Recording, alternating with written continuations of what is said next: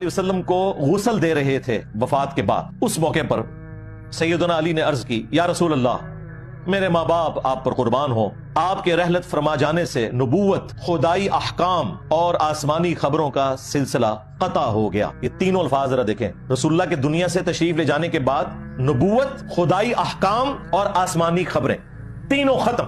अब मुझे बताएं, जो इधर बाबे बैठे हुए आपको कह रहे हैं कि जी हम लोहे महफूज पढ़ लेते हैं, तो मौला अली तो अपने लिए ये बात नहीं मान रहे। लिहाजा अगर किसी ने अकीदा इमामत ये मान रखा है कि इमामों को अल्लाह ताला कोई डिवाइन तरीके से वही फरमाता है, तो मौला अली की नजर से तो ये खत्म नबूवत के ऊपर डाका है। या किसी का अकीदा है कि कश्फ और इल्हाम के जरिए अल्लाह ताला अपने बंदों से गुफ्तगू करता है, तो मौला अली के नजदीक तो ये खत्म नबूवत के ऊपर डाका है। मौला अली यही बात कर रहे हैं कि नबूवत, खुदाई अहकाम और आसमानी खबरों का सिलसिला कता हो गया, जो किसी और नबी के इंतकाल से कता नहीं हुआ था। खत्म नबूवत का अकीदा वाज़ेह कर दिया। वो कहते हैं कि अहले बैत को अब वो गम लग गया है कि इसके बाद और किसी गम की जरूरत ही नहीं है, और इस गम को आम भी कर दिया कि सब लोग आपके सोग में बराबर के शरीक हैं। अगर आपने हमें सब्र का हुक्म ना दिया होता और नाला फरियाद से रोका ना होता, तो हम आपके गम में आंसुओं का जखीरा खत्म कर देते। लो जी, इधर मौला अली ने मातम, सीना को भी जंजीर जनी, जितनी बिदात इन्होंने मुहर्रम में शुरू की हुई है, सबकी नफी कर दी है। मौला अली कह रहे हैं कि रसूलुल्लाह ने हमें इन सारे कामों से रोका हुआ है। जी हाँ, मोहम्मद अली इंजीनियर साहब, आपने दुरुस्त फरमाया।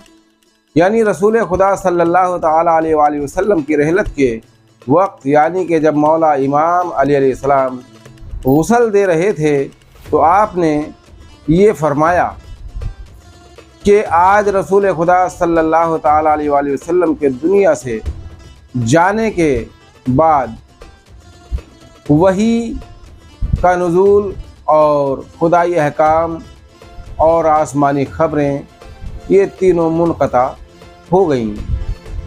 तो मैं पूछना चाहता हूँ मोहम्मद अली इंजीनियर साहब कि आपने मौला इमाम अली अलैहिस्सलाम की ये बात तो बताई और आपने पकड़ी, मगर जो रसूल खुदा सल्लल्लाहु ताला अलैहि वसल्लम ने इरशाद फरमाया, वो बात तो तुमने नहीं पकड़ी और उस बात पर तो तुमने अमल ही नहीं किया।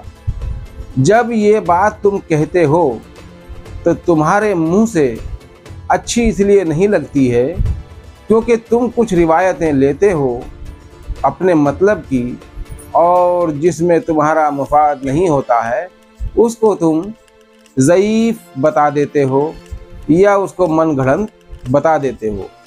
मौला इमाम अली अलैहिस्सलाम की हर बात काबिल कबूल है, मगर वो तुम्हारे लिए नहीं, हमारे लिए है।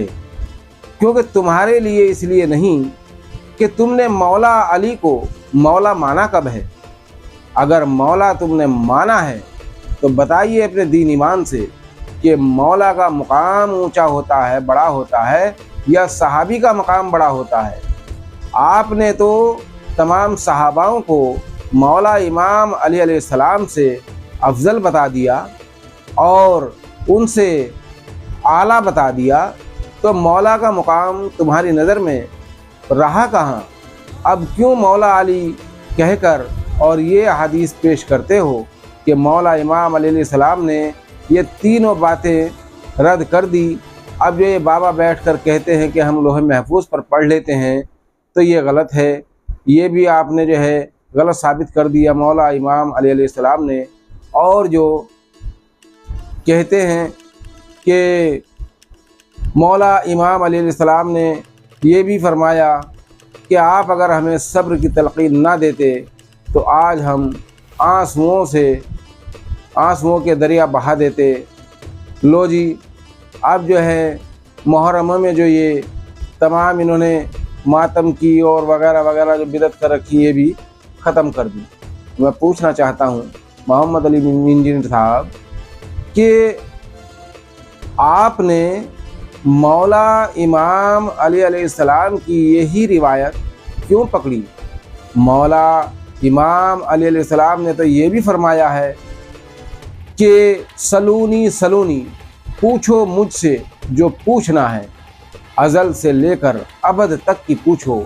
यानी जो ऐलान सरकार दो आलम सल्लल्लाहु ताला अलैहि वसल्लम ने किया था, वही ऐलान मौला इमाम अली अलैहिस्सलाम ने किया। तो आप बताइए कि वो ऐलान आपने क्यों किया? क्या आपने वो ऐलान गलत किया? क्या आपको अज़ल से लेकर अबद तक की खबर नहीं है? अगर हमने माना कि वो मुनक़ते हो गया सब कुछ, वो आसमानी खबरें वही हम मानते हैं वही जो है नबियों पर ही नाजिल होती हैं और जिब्राईल अलैहिस्सलाम जो है वही लेकर आते थे। मगर जो आसमानी खबरें आपने बताई कि आसमानी खबरें भी मुनक़ता हो गई, अहकाम खुदा सारे मुनक़ता हो गए, तो ये दुनिया कैसे चल रही है? क्या इसको चलाने के लिए कोई निज़ाम अल्लाह ने नहीं रखा नबियों के बाद? और दूसरी बात, अगर मौला इमाम अली अलैहिस्सलाम ने यह ऐलान फरमाया है सलूनी सलूनी, या तो इसको गलत साबित कर दो कि ये ऐलान मौला अली ने नहीं फरमाया। अगर इसको गलत साबित नहीं करते, ये ऐलान आपने सही फरमाया, तो जिनको अज़ल से लेकर अबद तक की खबर है, तो अब उनके हिसाब से वही ना भी आए तो क्या फ़र्क पड़ता है उन पर? आसमानी खबरें उनके पास ना भी आए तो क्या फ़र्क पड़ता है, क्योंकि उनको तो सब मालूम है। आपको जब अज़ल से लेकर अबद तक का मालूम है, आपने ये ऐलान फरमाया सलूनी सलूनी, पूछो मुझसे जो पूछना चाहते हो, इससे पहले कि तुम मर जाओ, इससे पहले कि तुम ना रहो, मुझसे पूछ लो जो पूछना चाहते हो। और आखिरी वक्त में मौला इमाम अली अलैहिस्सलाम से किसी ने पूछा था, या अली आपकी कोई ख्वाहिश बाकी रह गई? आपने फरमाया मेरी 2 ख्वाहिश बाकी रह गई। कौन सी? एक तो जितना मेरे पास इल्म था इतना मुझसे किसी ने लिया नहीं, और जितना मैं सखी था उतना किसी ने मुझसे मांगा नहीं। तो दोस्तों, मौला इमाम अली अलैहिस्सलाम वो हस्ती हैं जिनको रसूल पाक सल्लल्लाहु अलैहि वसल्लम ने वो इल्म अता किया है जो अल्लाह ने रसूल खुदा सल्लल्लाहु ताला अलैहि वसल्लम को अता किया है। कौन सा? यानी अल्लाह ने 3 इल्म अता किए। इल्म तो बहुत अता किए अल्लाह ने, मगर जो 3 इल्म हैं, एक आम के लिए, एक ख़ास के लिए, और एक तू जाने या मैं जानूँ। तो जो तू जाने या मैं जानूँ वो जो इल्म है वो हुजूर पाक सल्लल्लाहु अलैहि वसल्लम ने सिवाय मौला अली अलैहिस्सलाम के और अहले बैत अतहार के, यानी मौला इमाम हसन मौला इमाम हुसैन अलैहिस्सलाम के, और किसी को अता नहीं किया। और ये उन्हीं को ज़ेबा देता है, उन्हीं की आल को ज़ेबा देता है, इसलिए उनके पास हर चीज़ का इल्म है। दोस्तों, हमारी ये वीडियो आपको अगर पसंद आई हो तो लाइक करें, शेयर करें, सब्सक्राइब ज़रूर कर लें, ताकि हमारी हर आने वाली वीडियो आप तक पहुँचती रहे। अस्सलाम वालेकुम।